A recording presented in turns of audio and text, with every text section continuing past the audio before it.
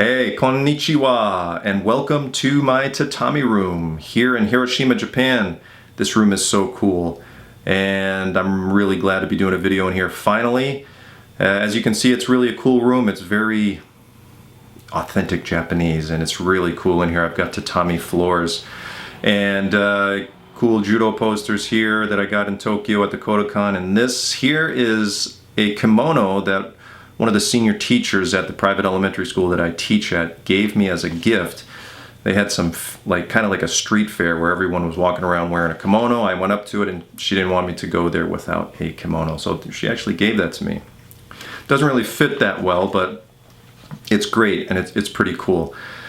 But this past week, speaking of getting around Hiroshima, I went up to the Atomic Bomb Dome and Peace Park with 72 fourth graders. Part of a project that we were doing. Basically, the purpose of it was to have the students learn how to engage with people from various cultures, various countries, and things like that. Ask them a series of questions about, what do you think of Japan? You know, what do you think of peace? And what, you know, why did you come here on vacation? And things like that. One of the questions that we asked, and I actually wrote all the questions and whatnot. So one of them that I created was, what is the most important thing to achieve peace?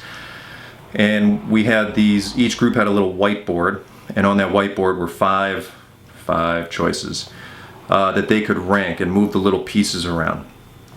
And those 5 choices were, in no particular order, understanding history, a peaceful spirit, a strong military, an interest in global topics, and communication. 5 choices, and each of the foreigners could rank them how they thought their opinion, what their opinion was on what is most important for a nation to achieve peace. Now there were tons of different countries there, and I mean all across the world, from the United States, South America.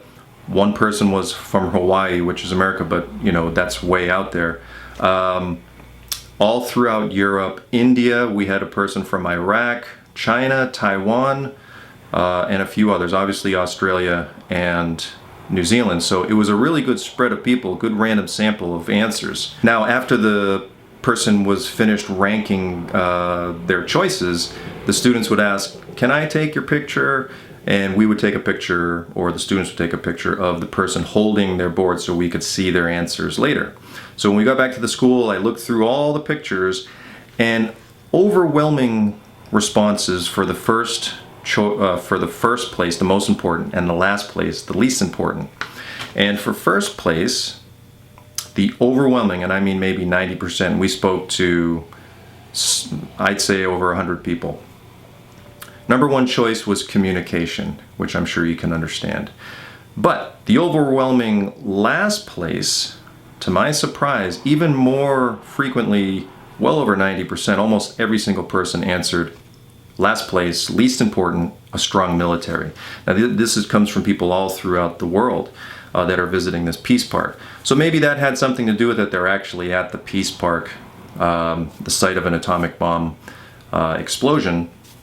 And maybe that had some bearing on it. But still, I can't argue with communication being number 1. I think in relationships at any level, you lose that sense of communication. People start to develop their own opinions and interpretations of things, and that's when things go awry. But for last place, for it to be a strong military being the least, I don't know how I was, you know, inside I was like, you know, I know it's kind of a double-edged sword.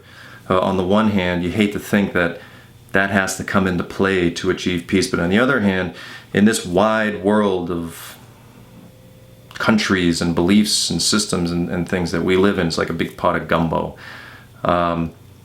Is a strong military, a necessity, a necessary evil in some ways?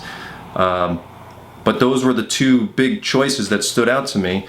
And what I'd be interested to hear, because many people that watch videos on YouTube are from all over the world as well. I'm going to leave those 5 choices in the comment section. I'd be interested to hear what your opinion is, what your rankings are, and why you chose yours to be your answer for first and your answer for last. It'd be interesting to hear. So, thought I'd share that story with you and some insight. Thanks for joining me in my tatami room here in Hiroshima, Japan. Thanks for watching. I'll see you next time. Peace. Peace.